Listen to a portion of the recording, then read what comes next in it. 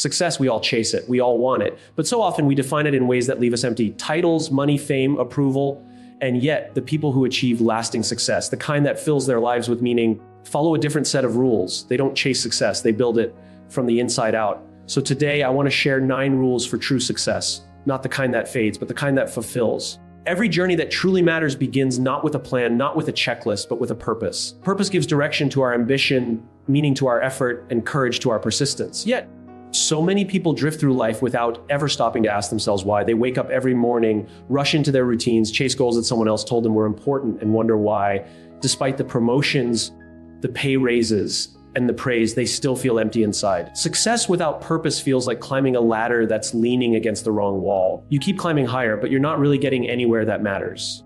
When you know your why, everything changes. Every decision becomes clearer, every setback becomes bearable, and every victory becomes more meaningful.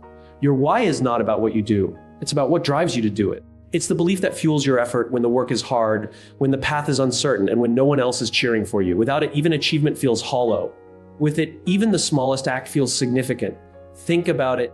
Martin Luther King Jr. didn't start his speech by saying, "I have a plan." He said, "I have a dream. A plan informs the mind, but a dream moves the heart." His dream wasn't about personal success. It was about collective progress. It wasn't about power. It was about purpose. That's why his words still echo through generations. People didn't follow his strategy. They followed his why. They believed what he believed. That's the difference between influence and inspiration, between compliance and commitment. When you know your why, you stop measuring success by external standards. You begin to define it for yourself. You stop comparing your path to someone else's because you understand that your journey has its own destination. You stop chasing applause and start pursuing alignment. You realize that fulfillment doesn't come from achieving more. It comes from living with intention. Let's take an example from business. There are 2 kinds of companies, those that exist to make money and those that exist to make a difference. The first may succeed temporarily, the second endures. Take Apple in its early days. It wasn't just selling computers. Its mission was to challenge the status quo and empower people through innovation. That why is what inspired loyalty beyond logic. People didn't just buy a product, they bought into a belief. Now think about your own life. Have you ever wondered why some people seem unstoppable? It's not because they have more talent, more resources, or fewer obstacles. It's because they have clarity. They know their why. When life knocks them down, they get back up not because it's easy, but because they can't imagine doing anything else. Their work is an expression of who they are, not just what they do. Purpose transforms effort into art. A teacher who knows her why doesn't just teach lessons, she shapes lives. A nurse who knows his why doesn't just treat patients, he restores dignity. A leader who knows their why doesn't just drive results, they ignite belief. It's never the task that makes the difference, it's the intention behind it. But finding your why isn't easy. It requires honesty and reflection. It requires you to strip away the layers of expectation, the things you were told you should want, and listen to the quiet voice inside that says, "This is what I'm meant to do." You might not find it in a single moment of revelation. It often unfolds over time, through experience, through mistakes, through moments when you feel completely lost. Sometimes you discover your why by living through what you don't want. Ask yourself, what drives me when no one's watching? What gives me energy even when I'm exhausted? What would I do even if I didn't get paid for it? Those aren't just motivational questions, they're guiding lights. Your answers might surprise you, they might challenge you, but they will also free you. When you operate from your why, you stop needing constant motivation because purpose creates its own momentum. You stop fearing failure because you understand that every setback is just part of something larger. You stop waiting for permission because you realize your why is your calling and no one can validate it but you. In a world obsessed with what and how, what we achieve, how fast we move, how much we make, the people who truly stand out are those who can answer why. Why does this matter? Why do I care? Why am I doing this in the first place? That's the foundation of authenticity. It's the difference between being busy and being driven, between existing and truly living. There's a story of a janitor who worked at NASA during the 1960s. When a visitor asked what his job was, he didn't say, "I clean floors." He said, "I'm helping put a man on the moon." That's what happens when you know your why. You see your role not as a job, but as a contribution to something greater. You take pride in every detail because you know how it connects to the bigger picture. Your why doesn't have to be grand or world-changing. It just has to be real. Maybe your why is to create beauty, to bring comfort, to spark joy, to build understanding, to serve others. What matters is that it's yours, that it reflects your values, your experiences, your essence. Once you find it, everything else aligns. Decisions become easier because you measure them against purpose, not pressure. Priorities become clearer because you stop trying to do everything and start focusing on what truly matters. Without a why, even success can feel like failure. You can have all the money, recognition, and status in the world and still feel lost. But when you have a why, even ordinary days feel extraordinary because you're connected to meaning. You're no longer running just to keep up. you're moving with intention. Life will test your why. There will be moments when it feels easier to quit, to take shortcuts, to settle for less. But your why will keep you grounded. It's your anchor in the storm, your compass in the dark, your fuel when the tank feels empty. Purpose doesn't remove the struggle, but it gives the struggle meaning. And when something has meaning, we can endure almost anything. So ask yourself, not what do I want to achieve, but why do I want to achieve it? Because the first leads to outcomes and the second leads to fulfillment. Success built on why lasts. It inspires, it multiplies, it changes lives. The world doesn't need more people who chase goals. It needs more people who live with purpose. Success is one of those words that everyone chases, yet few stop to truly define. From the moment we're old enough to understand what achievement means, we're told what success should look like. We're shown pictures of big houses, luxury cars, prestigious titles, and large bank accounts. Society paints a picture so vivid that most of us never pause to ask if it's even our picture to begin with. We just start climbing a ladder we didn't build, chasing milestones we didn't choose, and wondering why. After reaching them, we still feel empty. I've met people who, by every conventional measure, were successful. They had wealth, influence, and respect. Yet, when you looked into their eyes, you could see something missing, a quiet sense of restlessness, a whisper of dissatisfaction they couldn't quite name. They were winning the game, but they didn't even like the game they were playing. That's the danger of living by someone else's definition of success. It may get you applause, but it won't give you peace. Success, real success, starts when we stop chasing the world's approval and start listening to our own truth. It's not about how far you go, but whether the direction you're going feels right. It's not about how much you have, but whether what you have means something to you. It's not about being the best. It's about being fulfilled. I once met a man who embodied this perfectly. He was a highly accomplished surgeon, brilliant, respected, and well paid. From the outside, his life was a picture of achievement. Yet, one day, he made a decision that shocked everyone. He walked away from his surgical career to become a high school biology teacher. Friends thought he'd lost his mind. His colleagues called it a waste of talent. But when I asked him if he ever regretted it, he smiled and said, "For the first time, I feel like I'm actually saving lives." That answer hit me deeply. He wasn't measuring success by income or prestige anymore. He was measuring it by impact, by meaning, by the quiet joy of doing something that mattered to him. His story reminds us that success isn't about climbing the highest mountain. It's about making sure you're climbing the right one. So many of us live in a constant comparison loop, measuring our worth against others' achievements. We scroll through social media and see people traveling, buying houses, launching businesses, and we wonder if we're behind. But comparison is the thief of joy, and it blinds us from recognizing our own version of success. The truth is, what feels like success for one person might feel like emptiness for another. For some, success is building a company that changes the world. For others, it's raising a family, creating art, helping others heal, or living with integrity.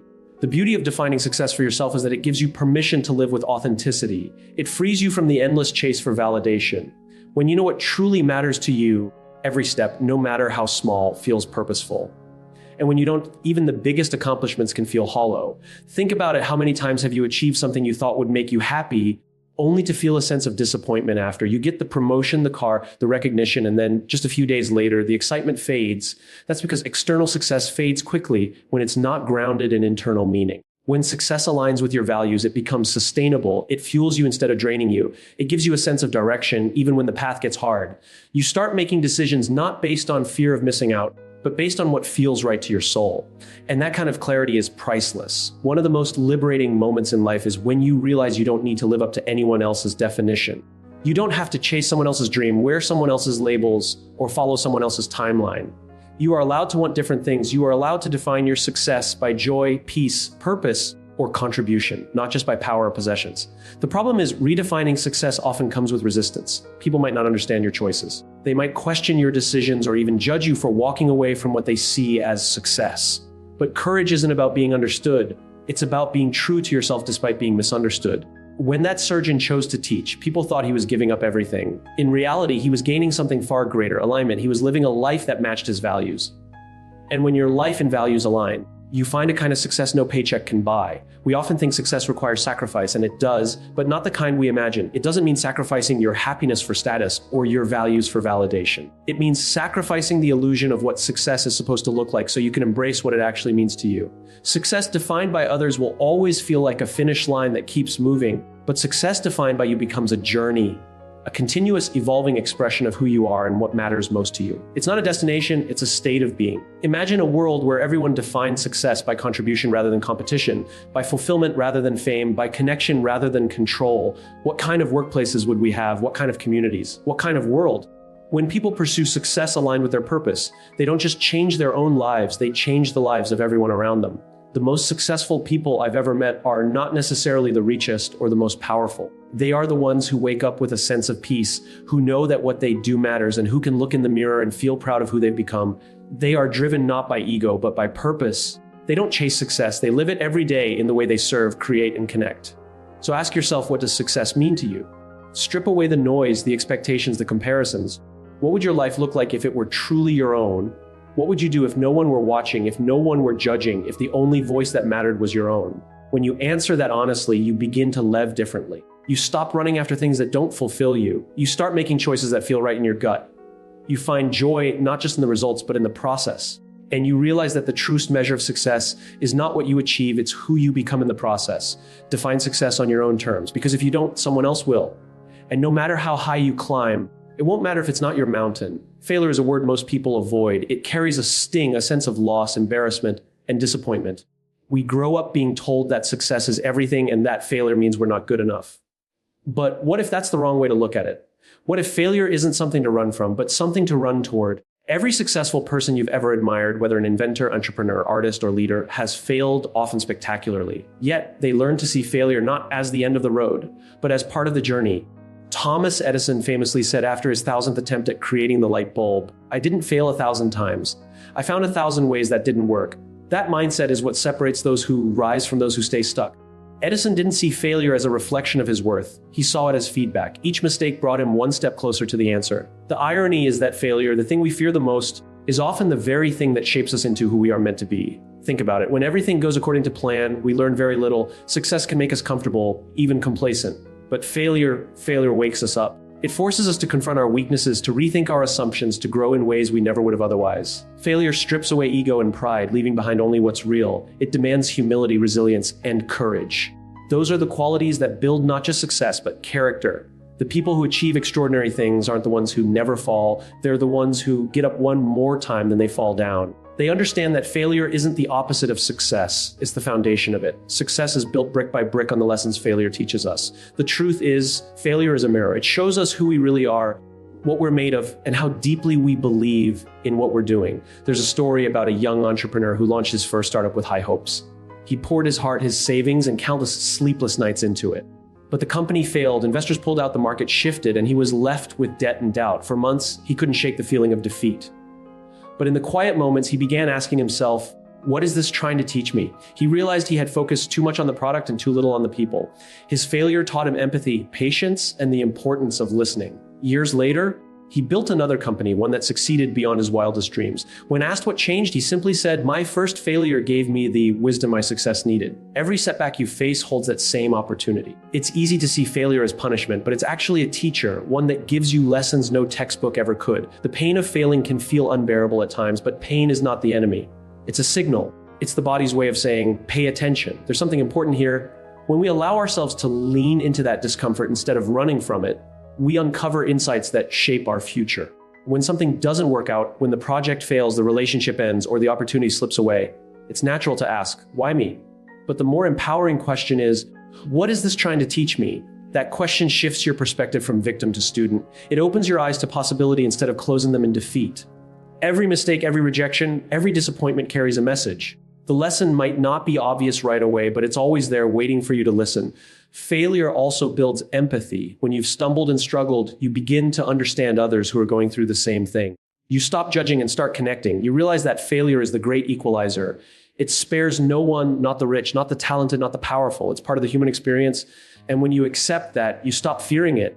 You stop seeing it as a personal flaw and start seeing it as a shared truth. In that way, failure not only strengthens you, it connects you. It reminds you that you're not alone. Every person who has done something meaningful has stood exactly where you are, uncertain, afraid, and on the brink of giving up. But they didn't. They looked failure in the eye and said, "You will not define me." And that's the difference. The difference isn't in talent or intelligence. It's in perseverance. It's in the refusal to let failure have the final word. We live in a world that celebrates outcomes but rarely talks about the process. We see the highlight reels of success, awards, recognition, achievements, but we don't see the countless failed attempts behind them. For every best-selling author, there are dozens of rejected manuscripts. For every groundbreaking innovation, there are hundreds of prototypes that didn't work.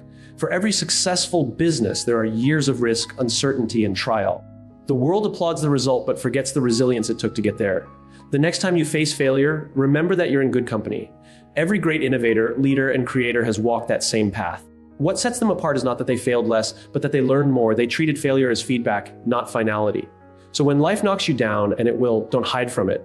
Sit with it, learn from it. Ask yourself, what can this teach me about myself, about my work, about my purpose? Because every failure is a stepping stone, not a dead end. The lessons you learn in failure are the ones that prepare you for success. They give you the clarity, strength, and perspective you'll need when you finally get there. You see, success without failure is fragile. It lacks depth. It doesn't teach gratitude, empathy, or perseverance. But success that's earned through failure, that's unshakable. That's the kind of success that transforms you, not just your circumstances. So embrace failure, not with fear, but with curiosity. Not with shame, but with humility. Because one day when you look back, you'll realize that every failure you faced was guiding you somewhere better. It was shaping you into someone stronger. And when that moment comes, you'll understand that failure was never your enemy. It was your greatest teacher. The moment we begin to believe we've mastered it all, that we've reached the summit, is the moment our descent begins. Growth doesn't stop when you get the promotion or when you achieve the goal you've been chasing. In fact, that's exactly when real growth should start. Because the truth is, learning isn't something we finish. It's something we live. The world around us is constantly evolving. Every new day brings a shift in technology, in ideas, in how people connect and create. The most successful people you'll ever meet understand that the only way to stay relevant, fulfilled, and effective is to keep learning. Not because they're forced to, but because they're deeply curious about what more they could know, who else they could become. Look around and you'll see proof everywhere. Curiosity is the invisible thread that runs through every great achievement in human history. It's what made people look up at the stars and wonder what's beyond them. It's what drove someone to ask, what if we could fly, and refuse to stop trying until we did.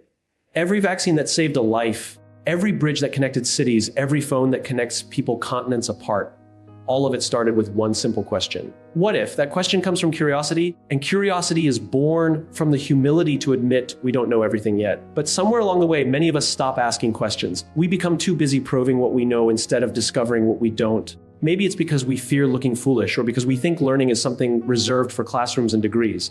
But learning isn't about formal education. It's about having the courage to stay open to new perspectives, open to challenge, open to being wrong. The moment we stop learning, we start protecting what we know, and in doing so, we stop growing. There's a story about a Japanese concept called shoshin, the beginner's mind. It teaches that in the beginner's mind, there are many possibilities, but in the expert's mind, there are few. Think about that. The expert has experience, skill, and knowledge, but sometimes that expertise can become a barrier. When you think you already know how something works, you stop exploring new ways it could work better. The beginner, on the other hand, doesn't carry that limitation. They see opportunities the expert overlooks. Staying a lifelong learner means choosing to keep that beginner's mind, even when the world starts calling you an expert. Some of the most remarkable leaders in the world share one habit they read constantly. Warren Buffett, one of the most successful investors in history, spends about 80% of his day reading. Bill Gates takes reading vacations just to absorb new ideas. Oprah Winfrey has built her empire around learning from others and sharing what she learns with millions. These people are proof that learning isn't a phase of life. It's a lifestyle. They don't read or listen or ask questions because they have to. They do it because they know it keeps them sharp, creative, and connected to the world's pulse. Learning doesn't always come from books or classrooms. Sometimes it comes from people, mentors, colleagues, even critics. Every person you meet knows something you don't. Every conversation is an opportunity to see the world from a new angle. But that only happens if you listen, really listen, not to reply, but to understand. When you approach others with curiosity rather than judgment, you unlock an endless source of wisdom. Mentorship in its purest form isn't about one person teaching another, it's about two people learning together. And let's not forget, the fastest learning often comes from failure. Every setback carries a lesson hidden inside it. Those who never stop learning don't see failure as an end, they see it as feedback. They ask, what can this teach me? Instead of, why did this happen to me? That small shift in mindset changes everything. Because if you can learn from your failures, they stop defining you and start refining you. The world we live in today changes faster than any generation before us. New technologies reshape entire industries overnight. Jobs that existed a decade ago have disappeared. New ones we could imagine back then are now the backbone of global economies. In a world like this, adaptability is the new intelligence. The people who thrive aren't necessarily the smartest. They're the most adaptable, and adaptability is born from a willingness to keep learning. But here's something powerful to remember: learning is not just about gaining knowledge. It's about expanding who you are. Every new idea you embrace stretches your perspective a little wider. Every skill you acquire gives you another way to contribute. Every conversation that challenges your beliefs helps you grow into a more empathetic, more open, more grounded version of yourself. The most inspiring people in the world are the ones who never stop becoming. There's also something deeply human about learning. We were born curious. As children, we ask endless questions, poke at things we don't understand, and explore without fear of failure. But as we grow up, that curiosity often gets buried under expectations, the need to be right, the pressure to succeed, the fear of embarrassment. Yet the same childlike wonder that once drove us to explore is still inside us. We just need to give ourselves permission to use it again, to ask why, to ask how, to ask what if. Imagine what would happen if every person in this room committed to learning just one new thing every day, not for a degree, not for a promotion, but for the joy of discovery. In a year, you wouldn't just know more, you'd be more. You'd see problems differently, connect with people more deeply, and respond to change with confidence instead of fear. Learning is not an obligation, it's an opportunity, one that never expires. So keep reading, keep asking, keep exploring. Seek out people who challenge your thinking, who push you to question your assumptions. Stay humble enough to admit there's still more to learn, and brave enough to pursue it even when it's uncomfortable. Because comfort may feel good, but it rarely leads to growth. The best learners are not those who collect facts, but those who cultivate curiosity. The most extraordinary thing about learning is that it multiplies. The more you learn, the more you realize how much more there is to learn. And that realization fuels you. It gives your journey meaning. It reminds you that no matter how far you've come, there's always another horizon waiting to be explored. Growth doesn't come from knowing all the answers. It comes from having the courage to keep asking better questions. So don't ever think you've arrived. Stay curious. Stay hungry. The world belongs to the learners, not the knowers. Because the moment you stop learning, you stop leading. And the moment you stop leading, you stop growing. Keep learning always. Success doesn't happen in isolation. It grows in the company of those who challenge us, inspire us, and see the best in us even when we can't see it ourselves. The people you surround yourself with are the mirrors through which you begin to see your own potential more clearly. Show me your friends, and I'll show you your future is more than a saying. It's a truth that shapes who we become. We often think success is a personal journey driven by individual effort and resilience. But in reality, it's a shared experience built on the shoulders of the people we allow into our lives. Think about any great achievement in history. Behind every visionary, there was a team, a confidant or a mentor who believed in them when the world didn't. Steve Jobs, as brilliant as he was, needed Steve Wozniak to turn his vision into something tangible. Oprah Winfrey found in Maya Angelou not just a mentor, but a grounding force, a voice that reminded her of her purpose when fame could have easily distracted her. These relationships weren't accidents. They were intentional connections built on trust, honesty, and mutual growth. The truth is, the company you keep determines the standards you live by. If you spend your days surrounded by people who make excuses, you'll start finding reasons to justify your own limitations. If you surround yourself with those who dream bigger, push harder, and hold you accountable, you'll find yourself growing in ways you never imagined. Success doesn't just demand hard work, it demands the right environment, and that environment is built by people. There's a subtle danger in being surrounded by those who only agree with you. It feels good to be validated, to hear that you're right, that you're doing great. But the people who truly care about you won't always tell you what you want to hear. They'll tell you what you need to hear. They'll challenge your ideas, confront your complacency, and question your decisions. Not to bring you down, but to lift you higher. Real friends aren't afraid of your reaction. They're invested in your evolution. And that's the kind of circle you must build, one that demands more from you, not less. Because success isn't about comfort, it's about growth. And growth never happens in silence. It happens in the noise of conversations that stretch your thinking, in the debates that test your convictions, and in the quiet moments when someone looks you in the eye and says, you can do better. But here's the thing, finding the right people isn't just about looking for those who inspire you. It's also about being the kind of person others are inspired to be around. Relationships are a two-way exchange. You can't attract honesty if you don't handle truth well. You can't attract loyalty if you don't offer it. And you can't expect support if you're unwilling to give it. The people who elevate you are drawn to your character, not your success. They stay because of your authenticity, not your achievements. So ask yourself, who are the people who make you better? Who are the ones that remind you of your values when the world tries to pull you away from them? These are the ones worth keeping close. Protect those relationships fiercely, because in moments of doubt, when your confidence wavers and your path feels uncertain, they will be your compass.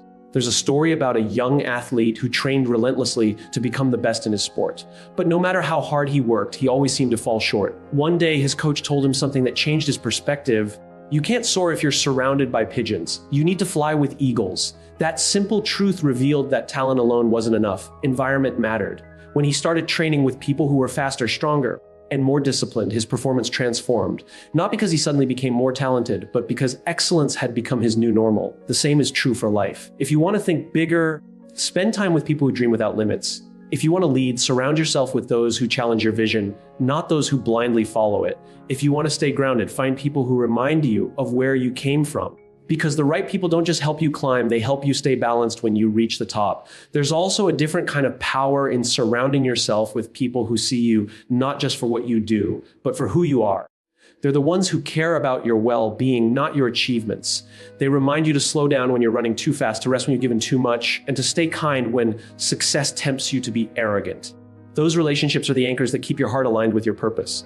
At the same time, you'll also need to make difficult choices, to let go of those who drain your energy, who feed your insecurities, or who keep you trapped in cycles of negativity. It's not cruel to outgrow people, it's necessary. Growth demands that you move toward those who challenge you to be your best self.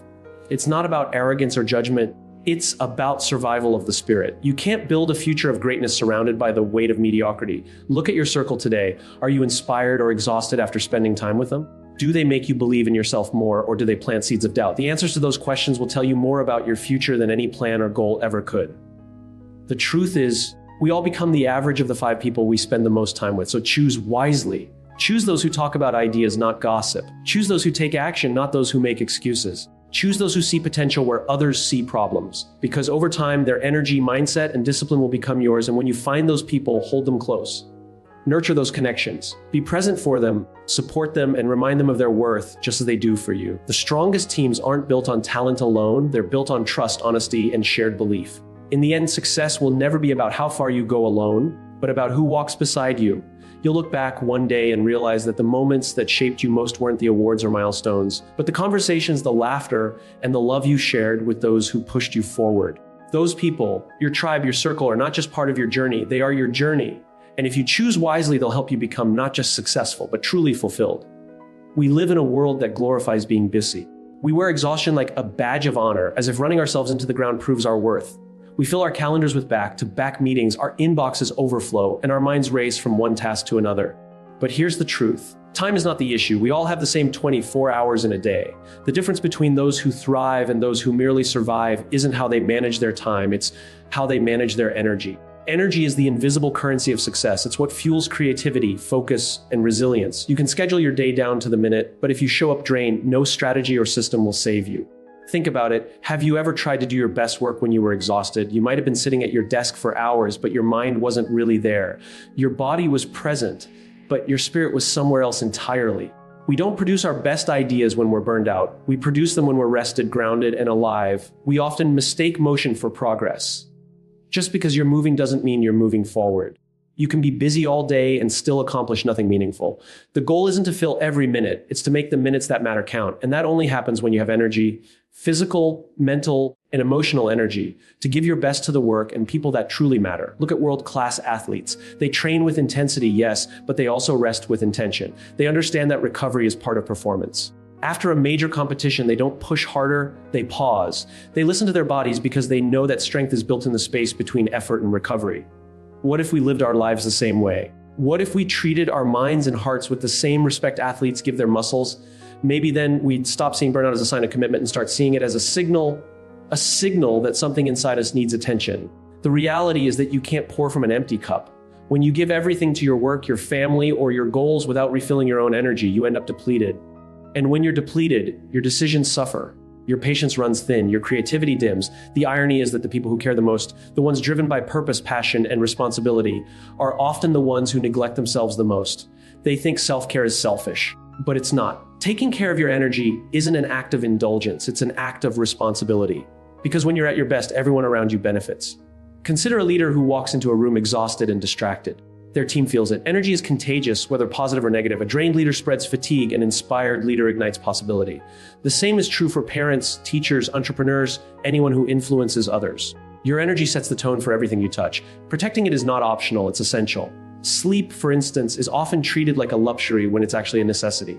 Some people brag about how little they sleep, as if rest is for the weak. But science tells a different story. Studies show that lack of sleep impairs decision making, lowers empathy, and reduces creativity. Think about that. The very qualities we need to lead, connect, and create are compromised when we neglect rest. Sleep isn't time lost, it's energy gained. It's the foundation upon which every other aspect of performance stands. The same goes for food, movement, and silence. What you feed your body becomes the fuel for your mind. Moving your body isn't just about fitness, it's about freeing energy that gets stuck when we sit too long or stress too much. And silence, that's where renewal happens. In a noisy world, silence has become rare, almost uncomfortable. But it's in the quiet moments that clarity emerges. It's where you reconnect with yourself and remember what truly matters. I once met a CEO who had built a billion-dollar company, but found himself constantly exhausted, disconnected from his family, and uninspired by his success. He said to me, "I managed my time perfectly, but I never managed my energy." That realization changed everything for him. He started prioritizing his well-being, walking meetings instead of sitting ones, setting boundaries around his evenings, and taking one unplugged day each week. Within months, not only did his energy return, but so did his creativity and joy. His business improved, but more importantly, his life did. The truth is, energy management is about alignment, aligning how you spend your time with what gives you strength. If something drains you constantly, it's a sign that it's out of sync with your values or your purpose. Of course, not every task in life will be energizing, but when most of your life feels like a constant uphill climb, that's your signal to reassess. We can't eliminate every source of stress, but we can build systems that restore us. Small, consistent practices make the biggest difference. Start your day with intention rather than reaction. A few minutes of gratitude, reflection, or stillness before diving into the world's chaos. Take breaks not when you're burned out, but before you are. Step away from screens, breathe, walk, stretch. End your day by disconnecting, even briefly, to remind yourself that your worth isn't tied to how much you get done, but to who you become in the process. When you take care of your energy, everything changes. Your ideas flow more freely, your relationships deepen. You start making choices from clarity instead of fatigue. You begin to experience success not as a sprint, but as a rhythm, a balance between giving and renewing, striving and resting, doing and being. We often talk about time as if it's running out, but energy is the real measure of life. You can't add more hours to your day, but you can increase the vitality within those hours. The goal isn't to have more time, it's to have more life in your time. And that begins the moment you decide that your energy, your attention, your presence, your spirit is worth protecting. Because when your energy is strong, your vision is clear. When your energy is full, your heart is open.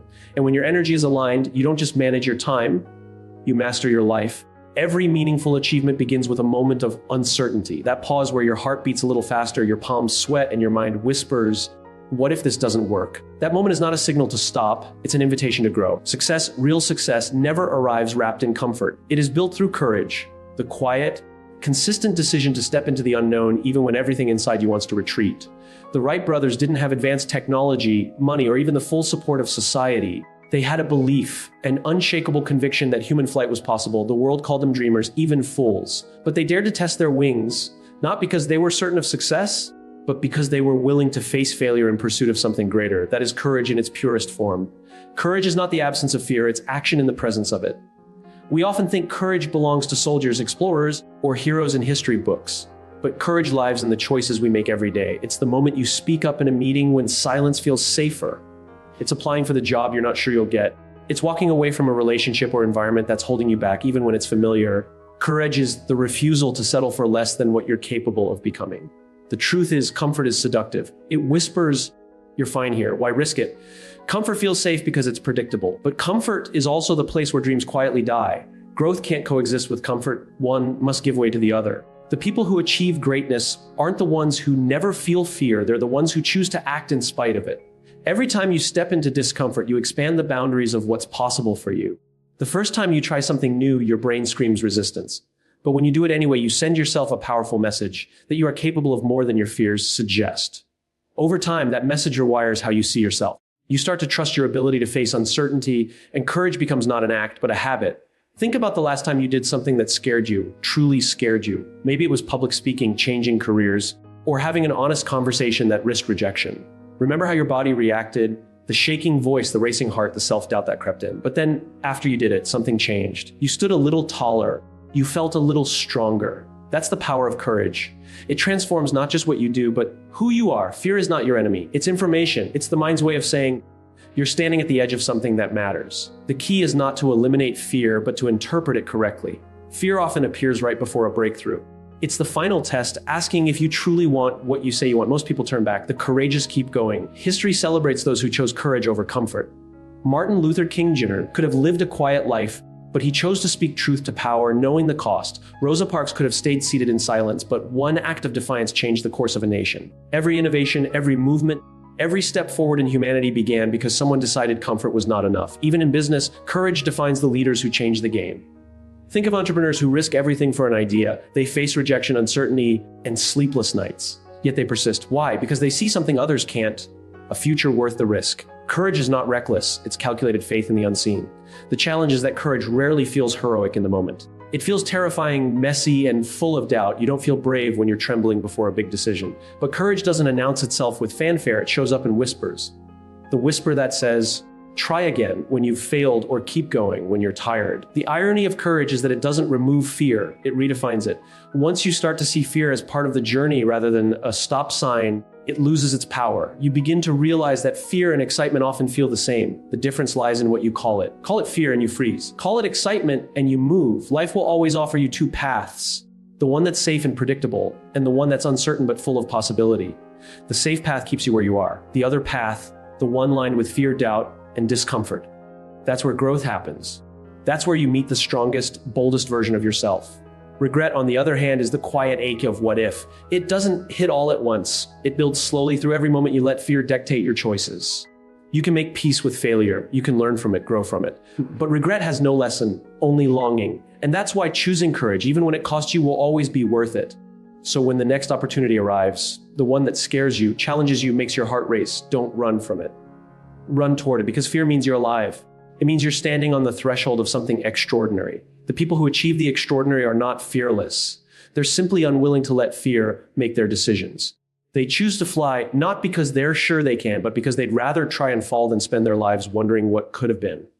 Courage is not a one-time act. It's a daily choice. It's waking up each morning and deciding that your dreams are worth the discomfort, that your values are worth defending, that your purpose is worth the risk. The more you choose courage, the more natural it becomes.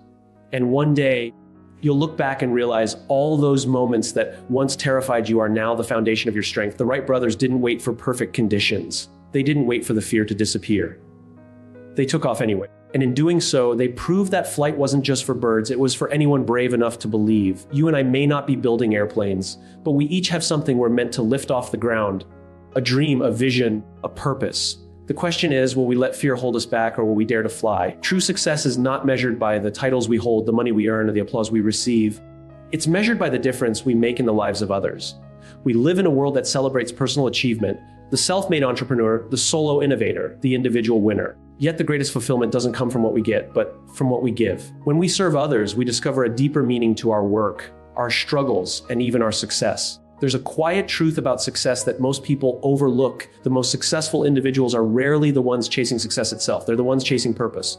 They wake up each day not asking, what can I gain? But whom can I help? That shift from self to service transforms everything. It changes how we lead, how we create, how we live. Because when our actions uplift others, we don't just build careers, we build legacies. Think about Malala Yousafzai, a young girl who, in the face of fear and violence, stood up for the right of every child, especially girls, to receive an education. She didn't fight for fame or recognition.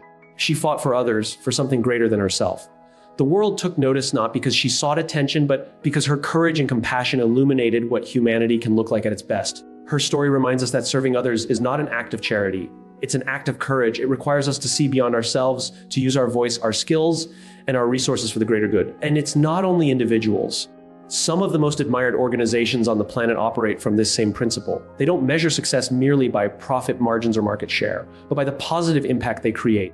Consider companies that build sustainable products to protect the environment, or nonprofits that reinvest their profits into communities. Their success endures because it's built on contribution, not consumption. When an organization aligns its mission with the betterment of others, it earns something far more powerful than loyalty. It earns trust. Serving others doesn't always mean grand gestures. It can be as simple as listening when someone feels unheard, mentoring a colleague, or creating opportunities for others to grow. Every act of service, no matter how small, ripples outward. Think about a leader who takes the time to develop their team instead of taking credit for their work. That leader creates a culture of trust, belonging, and motivation. People don't just work harder, they work with heart. Because they feel seen, valued, and inspired to give back in return. There's an old saying, we rise by lifting others. It's more than a cliche, it's a fundamental truth of human progress. When we help others succeed, we multiply success. We don't divide it. It's like lighting another candle with your own flame. The light doesn't diminish, it grows stronger. The greatest movements in history, civil rights, social reforms, scientific breakthroughs, all began with individuals who sought to serve, not to be served. But serving others requires humility. It asks us to look beyond our egos and ambitions and recognize that we are part of something larger than ourselves. It's easy to get caught up in the chase, promotions, recognition, the next big milestone. But when we focus solely on what we can get, success becomes a race without a finish line. There's always someone richer, smarter, faster. The pursuit never ends. But when we shift our focus to what we can give, the race becomes meaningful. Every step forward benefits someone else, and that's where true fulfillment lies. Think about the teachers who dedicate their lives to shaping young minds. They may never become famous or wealthy, but they leave an imprint on generations. Every doctor who heals, every engineer who builds safer homes, every artist who uses their voice to raise awareness, they all serve in their own way. Success, in its truest form, is not measured in accumulation, but in contribution. When we serve others, we also discover something profound about ourselves. We uncover a sense of purpose that money or recognition can't buy. Serving shifts the question from what's in it for me to what difference can I make? And in that shift, we find peace. Because purpose doesn't exhaust you, it energizes you. When your work impacts lives, even the hardest days carry meaning. There's a story about a janitor at NASA during the space race. When asked what his job was, he didn't say, "I clean floors." He said, "I'm helping put a man on the moon." That's the power of serving a greater mission. No matter your role or title, when your work contributes to something beyond yourself, it becomes extraordinary. The pride he felt wasn't from recognition, but from knowing he was part of something that mattered. True service doesn't always get noticed. It often happens quietly. A helping hand extended, a kind word offered, an act of generosity unseen. But those moments compound over time. They shape cultures, strengthen communities, and change lives. People may forget what you did for them, but they will never forget how you made them feel. That emotional imprint, that connection is the essence of legacy. The irony is that when you stop chasing personal success and start serving others, success finds you. Because people are naturally drawn to those who care. Customers stay loyal to companies that put people first. Teams perform better under leaders who listen and empower. Communities thrive when individuals contribute selflessly. Service creates a cycle of trust and growth that sustains itself far longer than any personal achievement ever could. We often think success is about climbing the ladder. But what if true success is about holding the ladder steady for someone else? What if our greatest accomplishments aren't the awards we win, but the lives we touch along the way? When we lift others, we elevate ourselves. In the end, the things we own, the titles we hold, even the accolades we earn, they fade. What remains is the impact we leave behind, the students who remember a teacher's encouragement, the employees who felt empowered by a leader's belief, the communities transformed by a company's integrity. That's the kind of success that endures. Because at the end of the day, people won't remember how much you made, but how much you gave. They won't remember your job title, but how you made them feel. The measure of a life well lived isn't found in wealth or status, but in the hearts we touch, the people we lift, and the good we leave behind. True success doesn't live in the mirror. It lives in the lives of others. And when we serve them, we don't just find success, we find ourselves. Patience is one of those virtues that everyone talks about, but few truly understand. We live in a world that celebrates speed, fast results, overnight success, instant gratification. But real success doesn't work that way. It never has. The people who achieve something meaningful aren't the ones who move the fastest. They're the ones who refuse to stop moving forward, no matter how long it takes. We've become conditioned to expect everything right now. A promotion after 6 months, a viral post after one upload, recognition after one effort. We're told that if we just work harder, stay busier, or hustle longer, results will come immediately. And when they don't, we feel like we failed. But that's not failure. That's the process. Growth doesn't happen in a straight line. It happens in seasons. You plant, you water, you wait, and one day, what you've been nurturing finally breaks through the surface. Think about it. Walt Disney was fired from a newspaper because his editor thought he lacked imagination. Imagine that the man who would one day create worlds filled with wonder and magic was told he wasn't creative enough. Most people would have taken that rejection as proof that they weren't good enough. But Disney didn't. He chose to keep going. He believed in something he couldn't yet see. He trusted the time it would take to bring it to life. The same is true for J.K. Rowling. Before she became one of the most successful authors in the world, 12 publishers turned her down. 12 people told her that her story, the one that would inspire millions, wasn't worth printing. But she didn't stop. She persisted, not because she knew success was guaranteed, but because she believed the story she had to tell mattered.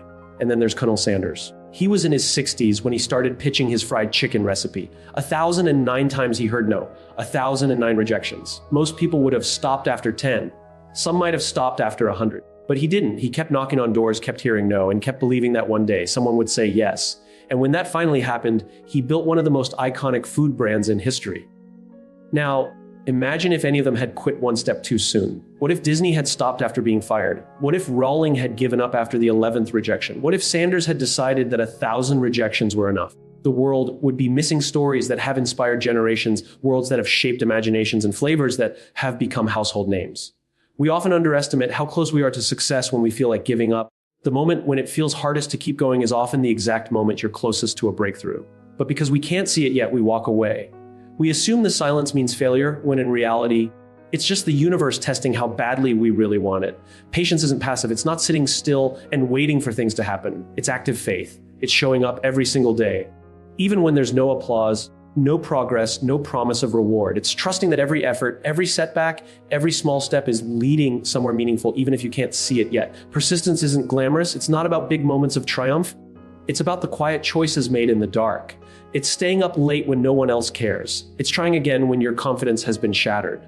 It's holding on when everyone around you tells you to let go. That's what turns ordinary people into legends. Not talent, not luck, not shortcuts, but the relentless decision to keep showing up. There's a story about bamboo that beautifully captures this truth. When you plant bamboo, nothing seems to happen for years. You water it, care for it, nurture it, and still, for the first few years, there's no sign of growth. Then suddenly in the 5th year, it shoots up over 80 feet in just a few weeks. It didn't grow overnight, it grew underground, building a foundation strong enough to support its sudden rise. The growth was invisible, but it was happening all along. That's how success works. The unseen years matter the most. The world might not reward patience immediately, but it always rewards persistence eventually. The danger isn't in waiting, it's in quitting. Every dream worth chasing demands time. Every meaningful pursuit tests your endurance. It asks you, how much do you really want this? How long are you willing to wait? How many times are you willing to fail? We need to stop comparing our journey to others. Just because someone else reached their goal faster doesn't mean you're behind. They're on their timeline, you're on yours. Flowers don't compete to bloom, they just do, each in their own time. Your pace doesn't determine your potential. What matters is that you keep moving forward one step, one day, one try at a time. Success built quickly rarely lasts. Success built patiently stands the test of time. The most enduring legacies are those forged in patience, refined through failure, and strengthened by persistence. The Wright brothers didn't invent flight in a day. Steve Jobs didn't build Apple overnight. Every remarkable thing we admire today took time, took setbacks, took resilience. There will be days when you'll feel invisible, when the world doesn't see your effort, your progress, your struggle. But those are the days that define you. Because patience isn't just about waiting, it's about who you become while you wait. It's in that space between effort and result that character is formed, courage is tested, and faith is built. So don't rush the process. Great things take time because they're meant to last. Keep nurturing your vision even when it feels impossible. Keep working when no one's watching. Keep believing when no one else does. Every seed takes time to break through the soil. Every masterpiece takes years to perfect. Every dream takes patience to unfold. You're not behind, you're becoming. And as long as you stay patient and persistent, your time will come. Maybe not today, maybe not tomorrow, but one day, the world will see what you've been building in silence. And when that moment comes, it won't be luck. It will be the quiet power of patience finally meeting the unstoppable force of persistence. So here's the truth. Success isn't a destination, it's a direction. It's not about trophies or applause. It's about purpose, growth, resilience, and service. If you live with clarity of purpose, courage to fail, discipline to grow, and a heart to serve, success